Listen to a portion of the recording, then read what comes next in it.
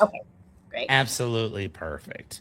All right, ladies and gentlemen, welcome back once again. It's your favorite time of the week, which is Keeping It Rio time.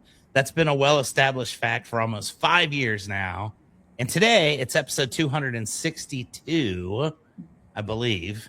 Either 261 or 262. I don't know. I'm a roofer, so counting has never been my forte, but it's one of those two, and it's going to shoot straight up to number one in the hearts of millions. I can guarantee, because my guest today is going to be amazing. I am very excited about our conversation today. This is another one where I kind of reached out on social media looking for some interesting guests, and some interesting guests have come our way. So, very excited because I feel like this is going to speak directly to our audience with no further hesitation. Ladies and gentlemen, please allow me to welcome our guest, Janine Lequay, to the show. Janine, welcome to Keeping It Rio. How are you today? Thank you, Chuck. I am doing well. Thank you. I have to appreciate being here to have your guests listening to us. And you're right. I think today's going to be an awesome episode. So I'm looking forward to it. Absolutely. There's no doubt about that. As long as we start with a positive attitude, the only thing that can take it down is us. And I don't think either one of us is prepared to do that. So let's kick this bad boy off with, with some authority. Tell us a little bit about yourself, and then we're going to kind of branch off and speak to the masses and see what we can do to solve world problems today. Awesome. Well, and it's a big world problem that we have. So my name is Janine Lequay, as Chuck said. Thank you so much for having me. My background is in organizational change management. So I work with companies, or traditionally work with companies, to implement changes. And that could be any change. It could be a culture shift, a merger and acquisition, technology, whatever it is. CEO and C-suite, they make a decision and they say, hey, this is what we're doing. The rest of the organization needs to be on board. So how's that going to happen? And that's when they call us in to help make it happen. So there's a lot that goes on behind it.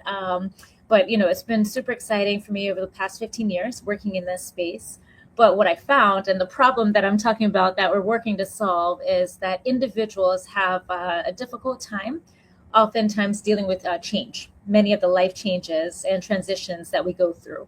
And so I've done a lot of research in that space, and I've identified a framework to help individuals navigate change, and also putting a different spin where I normally work in organizational change, but helping people align internally as they move through various, again, different types of changes and transitions. So it's a big one. We've been changing since the beginning of time. But sometimes, it can be really challenging when life hits and we have to, pivot and maneuver. And so I'm here to help make that transition easier for people. I love it. And this is going to be awesome because I've already got a perfect subject that we can discuss here as far as exactly what you're talking about. And I'll just kind of dive into this real quick because I think this is going to be a very fulfilling conversation. So as I told you very briefly, we literally have known each other. We've been on the air for 3.5 minutes. We've known each other like 5 minutes now. Yep. And in that brief history, I told you that I own a roofing business here in Texas. And one of the things that's been going on for the last year and a half, 2 years, maybe a little bit more, and is going to continue on into the foreseeable future is there are a lot of private equity companies that are coming into our industry and buying up established roofing businesses, trying to build them into like a, superpower type thing. And one of the most common things that I'm seeing with all of these acquisitions is the people that are involved in the companies prior to those are having a hard time with the adjustment. They're having a hard time going from a family-owned business into a corporate environment, from having a set of rules and systems in place for, the last 40 years to now, boom, something completely different and no longer being considered a person, but now more of a number. So I think we can definitely, we can solve a lot of these problems today. And I'm very thankful to have you here because I want to help my friends with that. So let's talk a little about it. Let's say, for example, we'll use the roofing company as the example for today. Yep. My company is extremely successful. We do hundreds of millions of dollars of business. This is obviously me in my dream scenario. Yeah. And a public equity or a private equity firm comes and says, Chuck, we want to give you some ridiculous amount of money for your hard work. And I'll probably accept that at this stage. I'm not going to lie. But what it does is it leaves a bunch of people in the wake. And those are the people that I'm concerned about. So let's talk a little bit about the people that are left behind, or the people that kind of need to figure out a way to adjust because their life just got turned upside down. So tell me a little bit about some examples that you've experienced and how you guys have dealt with it. Sure. So thank you for bringing up that example, and that's a great one because, like you said, this is people like they've been committed to this for a really long time, and so you, as the owner, have made this decision. In our hypothetical scenario, that that's what's best for you at this time. That you need to sell the business and go enjoy your retirement, right? And just have a wonderful time. And those individuals in navigating that space, what I would do is work with them to understand what they can control, and what they can't control is the decision that you've decided to make, right? And that's in any company. So we really get people start thinking about not wasting time and energy on spaces and places that you don't have control over. But in that particular situation, what can I control? Yes, the decision has been made to sell the company, but I choose where I want to go next.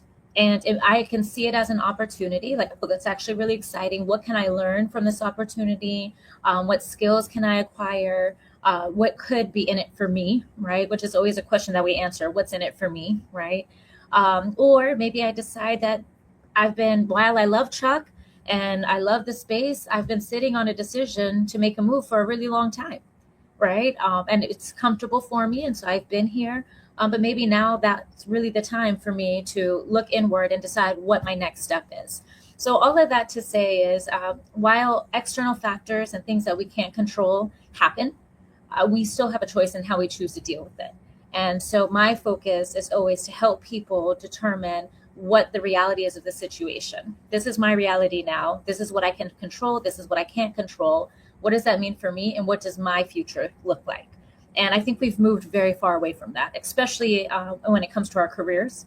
We often go along with, just where the wind takes us. So whatever the company decides, whatever role my manager, promotes me or doesn't promote me to, we often go along, and we're moving further and further away from what does that matter for me?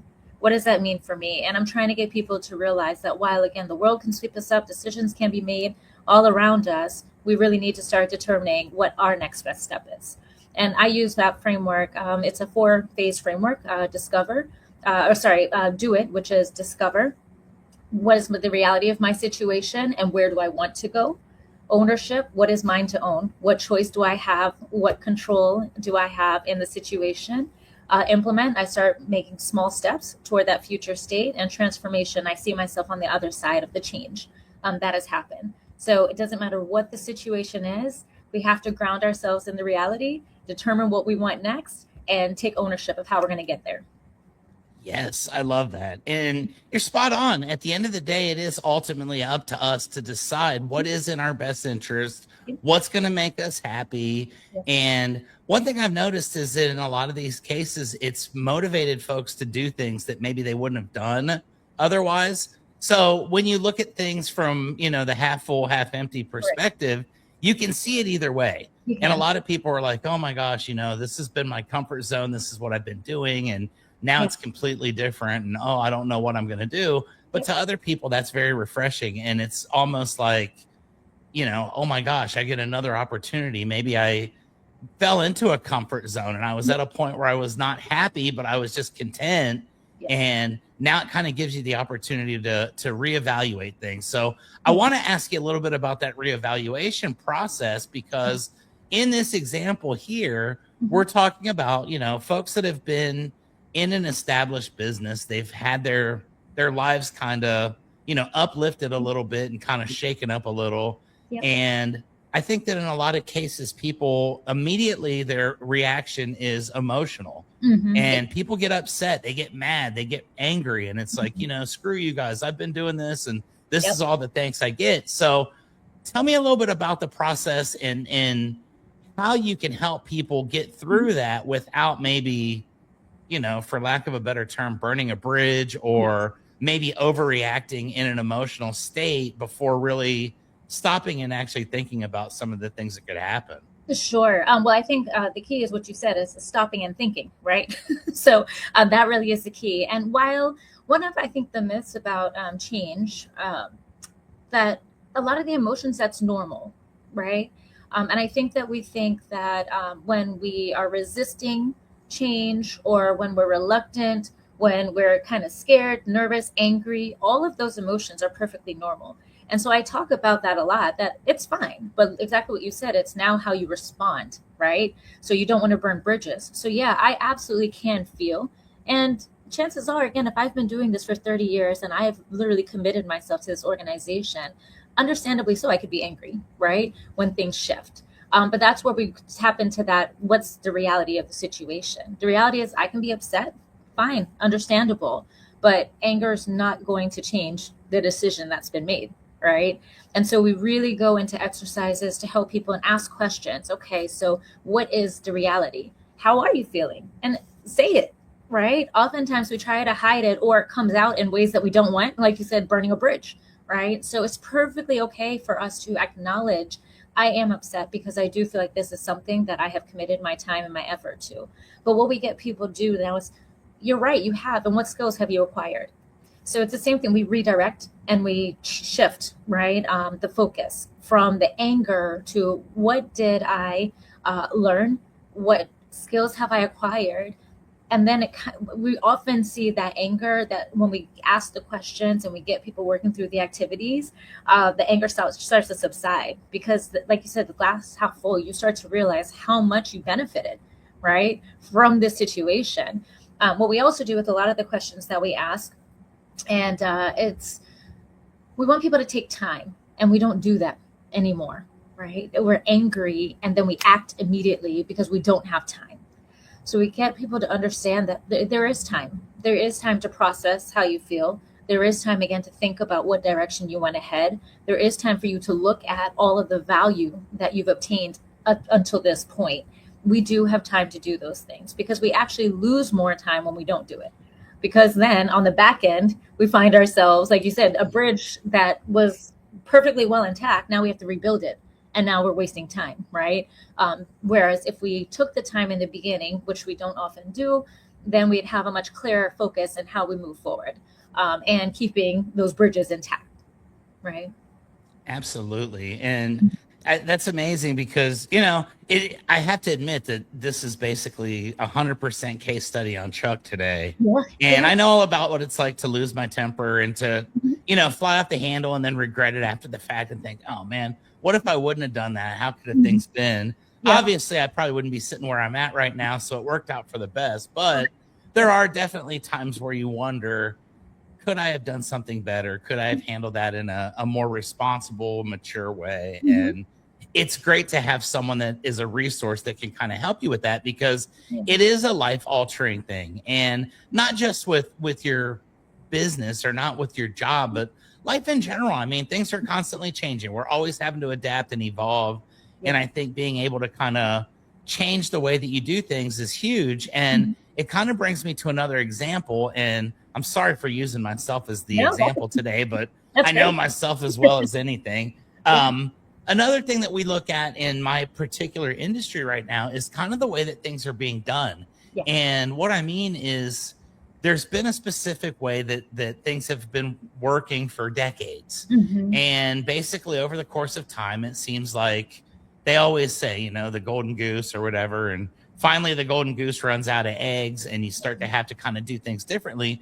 And in Mhm. my industry for years, it's been insurance related. You get a Yeah. hailstorm at your house, you call the insurance, they fix your roof, they pay for it, and everybody's happy. Well, it's kind of changed to the point now where things have really gotten kind of messy on that side, and it's not fun anymore for homeowners. And it can be Mhm. very trying, it can be traumatic, it can be very frustrating. Yes. And I think that what a lot of us are doing is we're kind of changing the way that our business model is versus what we've been used to for the last 15 years to try and stay ahead of this curve. So Yeah. I want to kind of ask you a little bit about it from a perspective of an ownership standpoint as well, Mhm. where, hey, we've been going along, everything's been going fine. And I know you probably deal with like generational changes Yes. and Yes. people Mhm. that say, well, grandma, we don't do it that way anymore. But grandma doesn't want to give it up because it's work. So Yeah. tell me a little bit about that dynamic as well, where people are having to make changes from within the organization, maybe not so much structural as far as the ownership's concerned, but Yeah. with the actual structure of the company. What are some of the things that people have to be aware of in a situation like that? Sure. Well, a few things. One, like you said, generational, right? I mean, I think we're seeing that almost every industry, but I understand specifically in yours, right? You're talking about family owned, and then it's also in a space where it has been working this way for a long time, right? Uh, so again, the discovery part of that is what has been working. I think from an owner perspective, from a leader perspective, that's where again we ask the right questions to ensure that we understand what is working. Why do we need to shift, right? What are the real reasons behind that? And I think when we start to realize, when we do the necessary research, we can marry the two, right? We don't have to completely abort and abandon what has been working really well. And I think when we marry the two, that's when we get the best result. So we identify what are the things that we can't hold on to? What are the things that make us, right? And yes, certain things are shifting in the industry, certain things are moving in a different direction. But the reality is, some of those things that you decide to hold on to is what's still going to give you the edge, right? Because people still have that engagement with you on whatever level that is. So I think when we are doing, again, the necessary research to identify what is working well and why, what can we hold on to, and what's shifting and why, right? Why should we make these changes? What is it about these changes? What is it going to do for our business? And I say this all the time. A CEO doesn't make a decision to just go in a direction just because, right? Change management looks at what's the impact going to be, who's going to be impacted, how are they going to be impacted, right? What are we expecting? What is the future state? So there's a full analysis that happens when you do a change management engagement that really helps you see the full picture, right? And so you want to make sure, again, that you're not just going with the tide because that's what the tide is doing, but there has to be a true strategic reason why we're moving in this direction. But that authenticity of who you are and holding on to those things that make you you and make your company you, we have to bring that to the future. Absolutely. And I think it's huge because, like you say, there are plenty of things that still work. I mean, some things you don't have to change. The tire's always going to be round. It's always going to roll. You're always going to be able to use it to get places. Exactly. Some things over a course of time, evolve and develop. And the one thing that I've seen over the course of my career, and I'm very blessed because I've gotten to be around a lot of people in my 28 years in roofing. Yeah. I've been around the country. I've got to know a lot of people, and I've got to see a lot of different ways that companies operate, the way that people do business. And one of the things that I always am fascinated by is the fact that no matter what happens, there's always going to be that one person at least who's going to be the squeaky wheel. That's going to be a problem. That's going to give you issues. That's not going to want to adapt. That's not going to want to do what they're doing because this has just always been my way and my way is right. So when you get into an organization and you start to see issues like that, we've made a decision. We're going to transform into a different model. We're going to go a different way. We need everybody to be on board. Yep. But, Jim over here is not on board. Jim's kind of rocking the boat a little bit and he's got an attitude. So what do we do when we have situations like that where maybe someone who's been a key contributor, someone that's been very good, loyal, hardworking, but all of a sudden they've now got this issue because, it's not the same thing anymore. What are some of the things that we can do to take care of those problems? Talk to that person, right? I think oftentimes we don't give people a platform to express how they feel and why they feel that way. And when we actually do listen to those individuals, there are a lot of nuggets of truth that we find. But one of the things about change, so I created an assessment. It's called the Change Archetype Assessment. And it helps you determine how you respond to change. And what happens, especially in organizations, we take a one-size-fits-all approach, right? Again, the change is happening. We need to get people on board, so we got to move, right? We're going to bring in project management. Deadlines have to be met. The technology is going to hit or whatever the change is. Like, we got to go. And when we do that one-size-fits-all approach, we don't take into account, again, the human experience, which is what you're saying, right? That person, this is a very real shift for him or her, and they're showing it in a specific way. And it's not that, it's funny because we talk about people being resistant to change. We've been changing, like you said, from the beginning of time, right? So we're actually quite good at change. We change and we don't even realize we're changing. I've done some research about how many changes every human goes through over the course of a lifetime, and we're at almost 600. Right, by the age of 21, it's almost 300. So we're actually very good at change. When we're responding and we are resisting change, there's a reason why. It may be because of how it was communicated to them, right? When I did the assessment, I identified that people respond differently, react differently. So, for example, I'm an activator. I'm somebody, don't give me too much information. I just need to know a few high level bullet points and I'm ready to move. My husband, for example, he's an analyzer, complete opposite of me. He needs all the information. He needs to know every single piece of information before he feels comfortable moving. Then there are people like a harmonizer. For them, is everybody else okay? So they don't even think about themselves. They don't even care what the change is. They want to know, is everybody okay? And once you start to understand that about your team, you can tap into them. So that resistor, as we would call them in organizational change management, if we really understand, one, why they're resisting, and it could be something personal that they're fearful, right?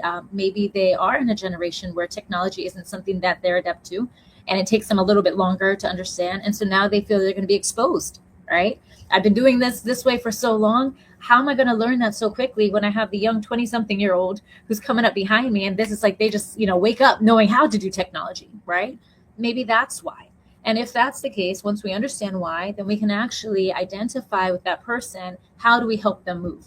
Once we know how they respond to change. Again, if they're an analyzer, we give them the information. Hey, you're going to have everything that you need, right? We're going to make sure that you have the necessary communication, you have the necessary training, you have any support that you need. Here's a forum for you to ask questions, whatever that may be. We're here, right? We're going to help you through that. Or again, if they're an activator, be like, come on, we're going to start moving. And you start giving them things. And now they feel good. They feel a part of the change. And they're like, all right, I got this. So I think change is a very, again, human experience. It is a very emotional one. Just people process those emotions differently. And if we take the time, again, to tap into our teams and understand what the challenge is for them, then we can actually help them through it. And that's what essentially what I do, right? You have the project management, you have the true traditional organizational change management, which is a whole entire process, right? But I really tap into that human side to understand what is it that is causing this person angst. Why are they resisting the change? And how do we help them move forward, whatever that may be? Because they may decide this company is no longer for me. And that's okay. As a business owner, I'm perfectly okay if you've decided this is not for you because you don't like the direction that we're going. Because now you wouldn't necessarily poison, other people, and you're not having those side conversations like, oh, why are they doing this? We are in agreement. I think it's great. Thank you so much for having been here. Love you, appreciate you, but I'm in full support if this is no longer for you. I also think that that's a great decision either way. Yeah. And I love the human element because it's something that I think is overlooked so often in modern times. People just kind of, just kind of, like you say, kind of go with the flow, and nobody really gets to, be treated as respected as I think they should be. And I love this aspect where we go in and we find people that are, maybe not responding favorably to the changes, but there's also another side of this completely. And it's the people who respond completely favorably. Right. They're happy because maybe they've been there and they've enjoyed it, but it's always been, you know what, if we would just do this would be so much better. And maybe finally these people feel like they're going to have a voice, or they feel like some of the things are going to be implemented that they've been hoping for all these years. So tell me a little bit about the opposite side of the people that, maybe don't want to deal with the change. And let's talk a little bit about the people that do. The people that you meet along the way that say, you know what, I'm excited for this. And I want to kind of get, maybe if you've got like maybe one or two personal stories of people who maybe, they were completely negative, down on the experience. And all of a sudden they found out, wait a minute, this is actually good for me. And it became a very positive scenario. Absolutely. So I'll give you two, one in work, right? In organization when I was in the role. And It's a digital transformation. And I was actually speaking to, again, the age part of it, because that's really what it was about, right? This individual has always been a great person in the organization, always wonderful things to say. Everyone loved working with them. And then they were changing the system as an inventory system, which required, when I came onto the project, they were already a year and a half in. And at this point, people were just tired, exhausted. The change, again, implementation wasn't going as planned. And so this person now, who was always someone very excited and always on board, started to resist a little bit, because, again, they were just burned out. It was just too much, and it was too long, and it wasn't moving the way that they wanted to, right? And then also the training was a lot.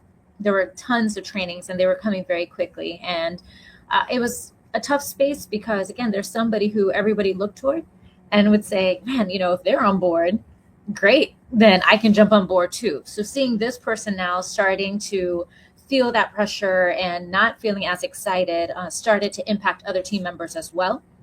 And when I came in, so they were a leader. And one of the things that I identified with leaders, they try to support their teams through change without identifying how they feel about it.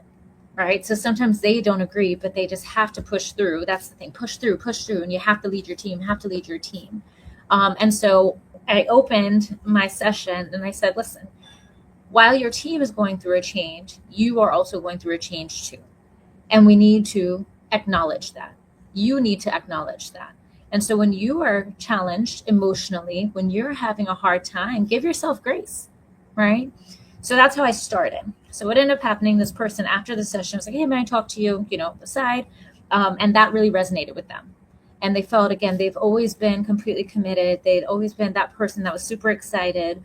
And now, again, they were starting to feel somewhat defeated in the space, and knew that they were starting to impact their team. And they didn't know how to manage that or how to process that because it was a completely different side of the coin for them. And so we had a few sessions, right, where we essentially spoke through that. And a lot of times it's just talking about it, having a comfortable, safe space to express how you feel about it, about the change, right, that we're able now to get somewhere and to do something. But when we're in an organization, oftentimes we're told, just suck it up. Just do it. Just move forward. Nobody wants to hear it. We don't want to talk about it. They used to tell me that they didn't want to have, leadership used to tell me they don't want to have complaint sessions. Because I would say, let's just have a forum to let people talk about it. Let them express how they feel about the change. We don't want complaint sessions. We don't want people just talking and just complaining. Why?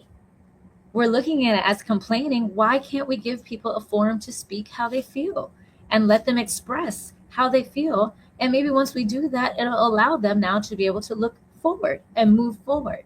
And I also think that with change, it's a human experience. And when people start talking and hearing other people, it's like, oh, I feel that way too. And so essentially that happened. Once the leader expressed to me, I brought it up in another session, and all the leaders were like, I feel the same way too. Right. So now when the person started to feel isolated, now they realized they weren't in isolation. The other people were feeling the same way, but they just weren't talking about it. And then we provided a forum to talk about it, and that enabled us to move forward. So that was, really exciting. It was a big win for me, right? Of course, in my line of work. But I think for the people that were impacted, it was a big win to let them actually understand it's okay to speak about this. It's okay to express it. You said something earlier. It's how you express it, right? It's how you share those emotions and feelings. If we can do it in a safe and comfortable space, then we're also able to manage the impact, either positive or negative impact, right? So that one is one example that I used in the organizational change space. From a personal perspective, it's so interesting. I'm definitely glass half full, right? Bubbly, always happy, and just super excited, and just like, hey, let's do it. But like I said, I'm an activator, so I don't take time to think things through. I'm impulsive, so I'm just ready to run and go. And last year for me, so back in December 2024, I was laid off from my corporate role. And usually I would just be ready to, we'll jump into the next thing. And so this was the first time that I actually took a step back and asked myself, and the reason why I did is because, again, organizational change management. And I was like, wait, what's the reality, right? Do I want to go back into an organizational change role? Or is there something else that I'm interested in that I would feel more aligned? So I took some time to figure that out. I got certified in executive coaching, certified in life coaching, but I realized that wasn't quite my space because I'm a true consultant, right? So I was kind of teetering that line. I was like, I'm not a true coach, but I'm not a true consultant, so I'm somewhere in the middle. And last year ended up being a really challenging time for me.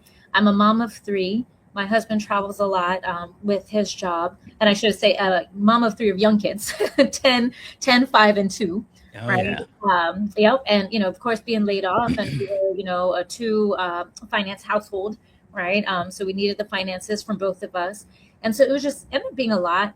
And I really struggled where I'm usually able to pivot very well and very easily. I reached a point where I was unable to do so.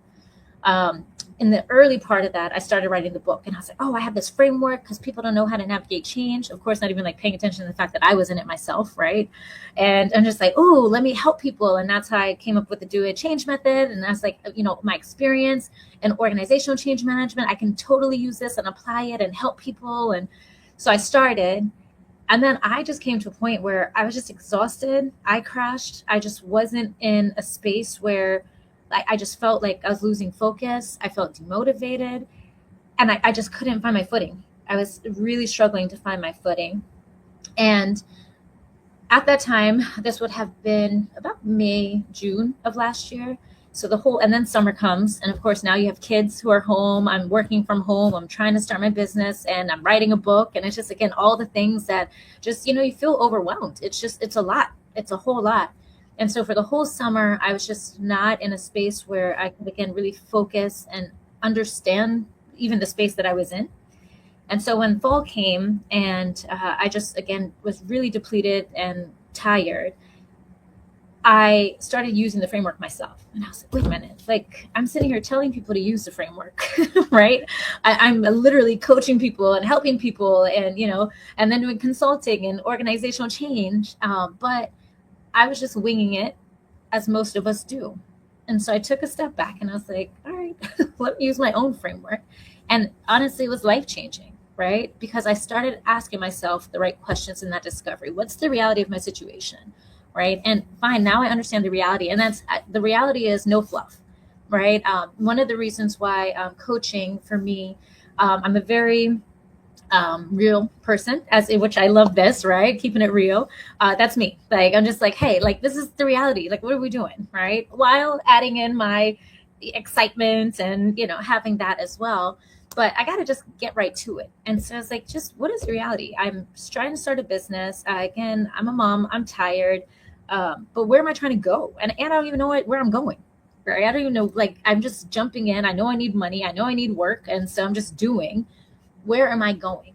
And so that's when I really, again, started using my own activities and walking myself through the framework. And it came to life. At that point, I'd only had half of the book finished.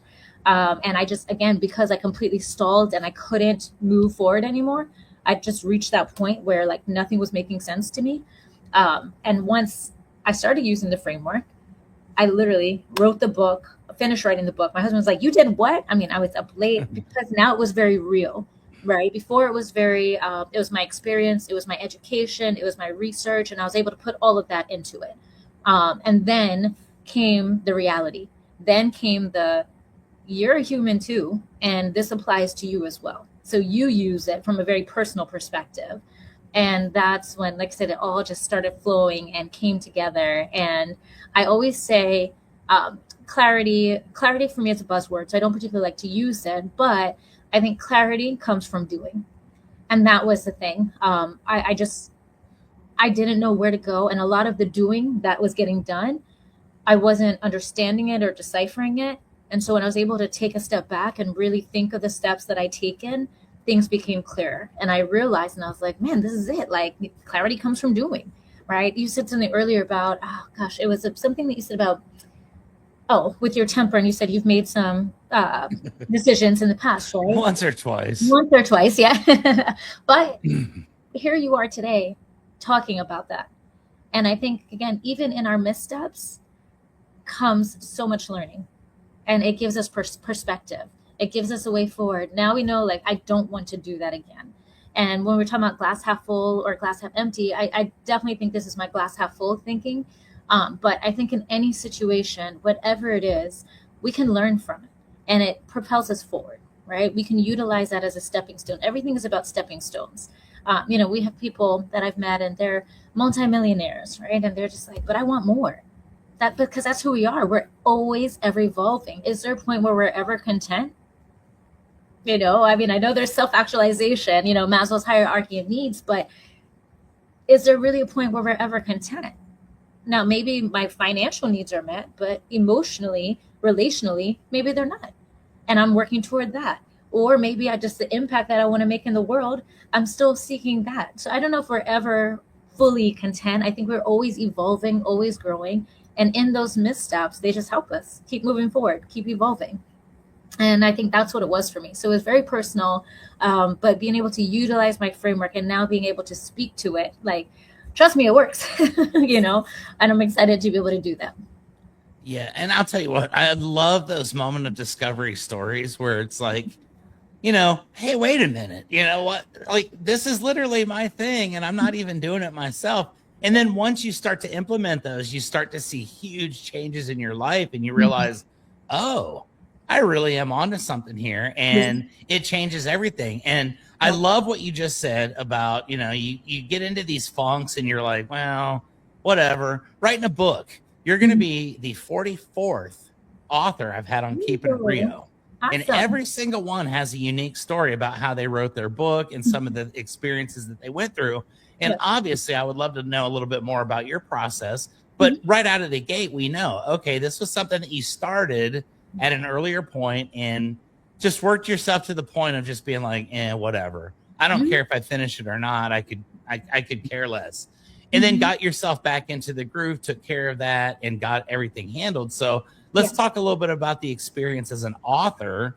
Tell me a little bit first and foremost, where the ideas come from and how you decide one day, you know what, I just need to sit down and put all this on paper, and we'll kind of go into the process after that. But where did the initial idea come from? Yeah. So after the layoff, and I was debating whether I wanted to get back into organizational change management, I just kind of started thinking through change, right? It's like one of those things that you're like, change is inevitable. And there's so many sayings and everybody talks about change. But I'm like, but what do we really understand about change, right? As individuals. Now, again, in organizational change management, there's tons of research, which is why it works, right? But as individuals, and then I just started asking people, I'm like, how do you navigate serious life changes? Like, what do you do? And I realized as I was asking, whether I thought about myself, and I was like, I just do. Like, I just go, right? I don't look back. And if it doesn't work out the way that I wanted to, I'm like, all right, cool. It's okay. Again, I learn from it and I keep moving. I talked to my husband, and then I talked to my sister, and then I just started talking to people that I was engaging with. And I'm like, what do you do? How do you navigate change? And they're like, I don't really know. And I said, like, nobody knew. I was like, well, I do research. Okay.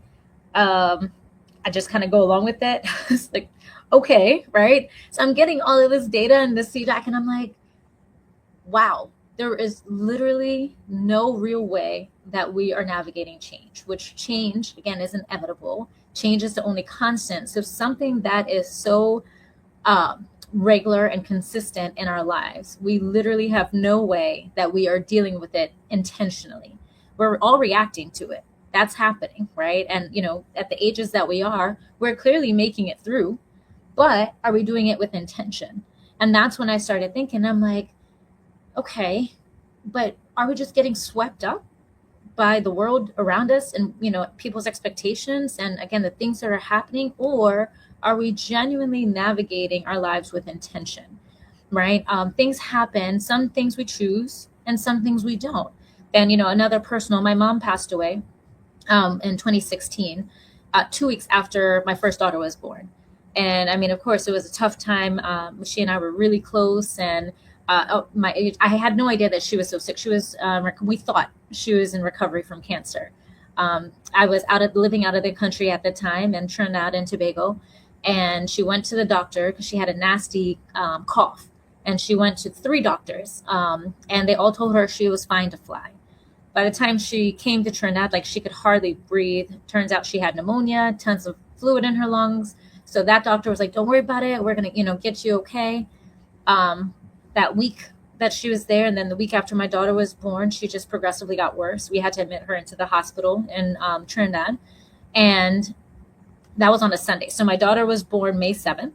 We admitted my mom into the hospital on May 15th, Sunday, May 15th. And to get to ICU where my mom was, I had to walk through the maternity ward.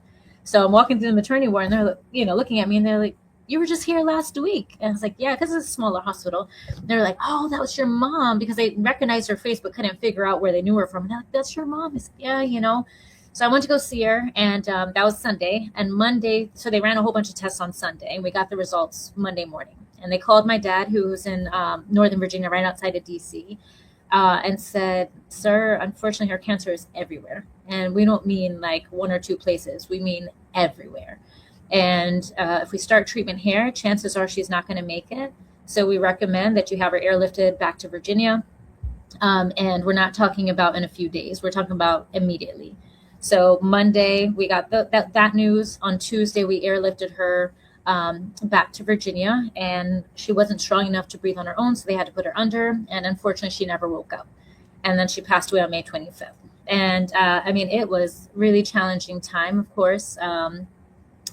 And from that, though, again, we talk about how do we channel our thoughts and our energy when something happens that we can't control. And I chose to think about what my mom would do, So it's like, well, what would my mom do in this situation? And that's how I kept her alive. I celebrated her, I spoke her name, and I was like, "Mommy would do this. This is what my mom would do." And that's how I started, channeling her. And so I say all that to say, the journey for me, when I realized that people had no real way, and I thought about a situation like that, losing somebody that you love, that you're very close to, how do we bounce from that? And there are a lot of resources available, therapy, grief counseling, etc. But those really help with the emotional side. But how do you move forward? Right? So yes, now I understand my emotions and I know how I feel about it, but how do I move forward? And that's where you make the decision how you're going to move forward. And I chose to honor her, and I chose to continue talking about her and sharing pictures with my daughter and saying, "What would my mom do? What would my mom?" That was my go-to. What would my mom do? Right? And that was my choice. I didn't have a choice of losing her, but I did have a choice of how I was going to keep her alive. And so that's where I started kind of thinking through, and I'm like, yeah, so what do you do? So what do you do? What do you do? And then I thought well, what do I do? How do I handle it? And of course it's also dependent on the situation. But I started putting this all together, and that's where I said, people need a way to navigate change. What I've learned from a professional standpoint is 100% applicable, but it's very, professional, and you have to get certified and you go through years of training. Nobody's going to do that on a regular day, right? So how do individuals get what I know, that it's working in business? How do I take that and put it in a bite-sized, consumable way for individuals to intentionally navigate change? And that's when I came up with Do It. And I was like, do it, because every time people would say, well, what should I do? My sister wanted to move, and I was like, I think you should do it. That was always my thing. I do it, right?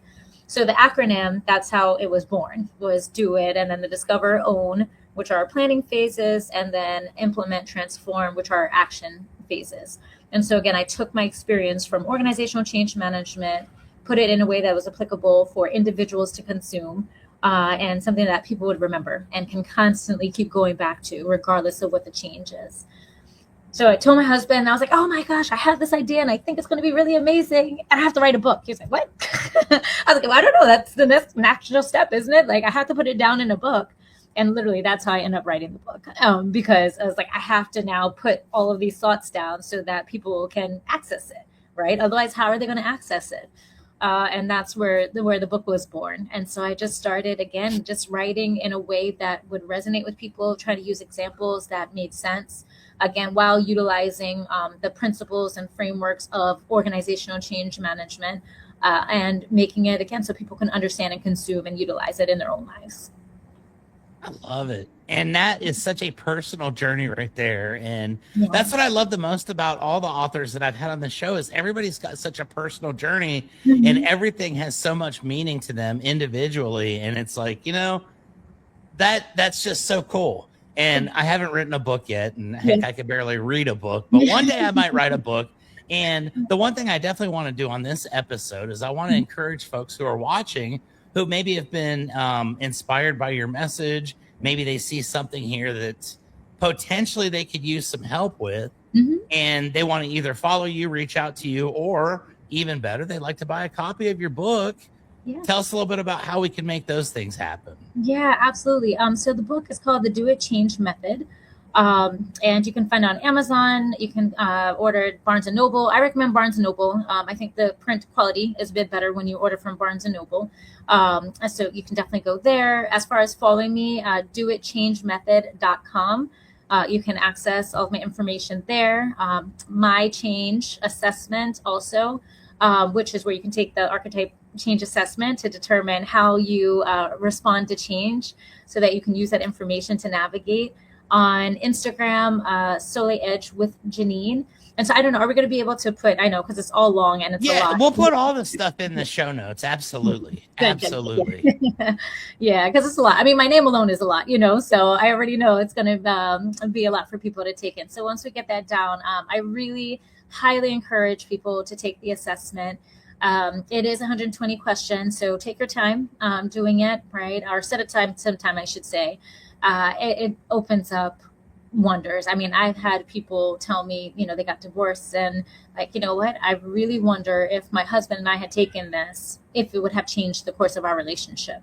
Just understanding that when change is happening, I mean, people are responding and it's hard and it can be really hard. And so having a level of understanding as to how your partner or colleagues, coworkers, how they're responding to change gives such insight that, we didn't have access to before. So I highly encourage everyone to take it. I do offer what I call group intensives. And so it doesn't matter what change you're navigating. And we do it for 6 weeks. And we go in and we do the framework. And we walk through the framework weekly and we go through the activities. And then we have a forum where you can ask questions, engage, and it's in a group environment. Again, I encourage a group environment because when hard changes are happening, people tend to isolate. But I think that challenge adds to the challenge, right? When you realize it's not just you and you realize that people are going through a lot as well, that community provides a whole different level of accountability and support. And so I really encourage, the group intensives. And then I also work with, again, corporations as well, helping their teams navigate change. I love it. And Janine, I have to thank you. This has been so much fun. And I always love when I get to have new people that I've never met before and get to learn about their stories live on the podcast. Yours has been so much fun. And I think that there's so many people that you can reach. There's such a huge need for this in modern times as things continue to change, corporate and personal lives. So I definitely wish you the very best. And I love your story. I hope that everybody that watches our episode buys a copy of your book. And I definitely would love to invite you back for another visit somewhere down the road, just to kind of catch up a year or two from now and just see how things are going. Before we bid adieu to our crowd, our millions and millions of fans, I do have one final piece of business that I need to tend to. Need to give a big shout out to my sponsors at Roofr. That's ROOFR.com. And I'm going to play a little ad here to end the episode. Stick around for a second if you would. We'll wrap up our conversation on the backside. Until next week, ladies and gentlemen, you guys know the rule. Keep on keeping it Rio and enjoy this ad. I have to say, the guy in the ad is he's pretty good looking. He's got good energy, and I think he's promoting a great product. So we'll see you guys next week. Thank you all for tuning in. Here you go. I found Roofr online about 7 years ago. Used it one time and it's been the only thing I've used ever since. It's basically a program that makes your life a lot easier to measuring roofs, putting together proposals, things of that nature. Roofr fulfills every need that we have. Our homeowners are always impressed by the presentation. They're able to kind of look at things differently and learn at their own pace. They sign the documentation online. It's the #1 CRM in the industry. Everything that you can get with Roofr is going to help your business grow. I think that y'all should do it for sure.